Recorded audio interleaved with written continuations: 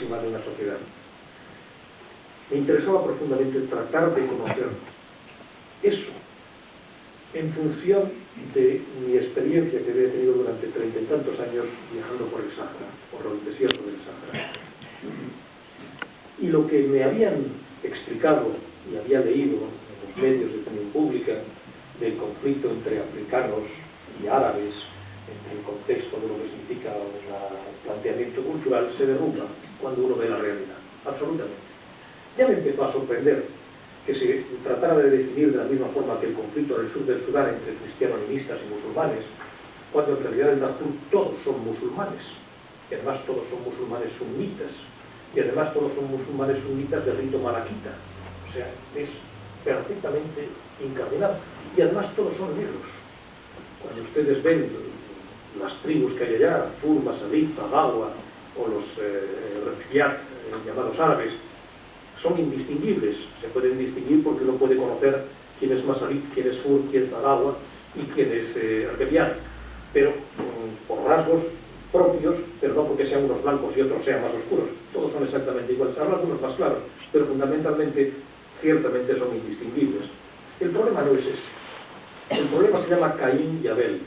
Y la Biblia está definiendo, desde el primer momento, cuando surge Adán y Eva y sus hijos, Caín y Abel, el permanente conflicto de lo que puede ser las culturas neolíticas, las culturas básicas de pastoreo y de agricultores, entre el nómada y el pastor, entre Caín y Abel.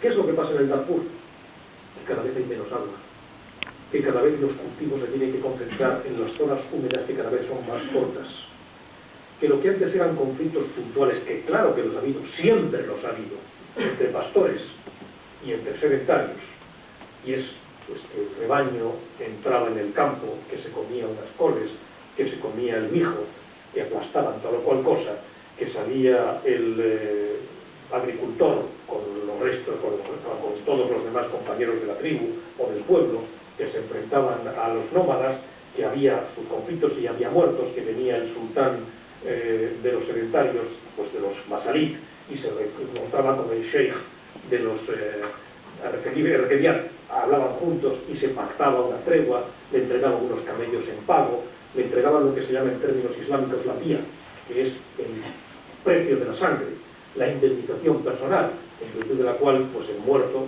queda indemnizado por tal o cual cosa. ¡Pam! En este momento es imposible, porque están luchando por los recursos comunes en los cuales no es posible el poder compartir ni ser indemnizado.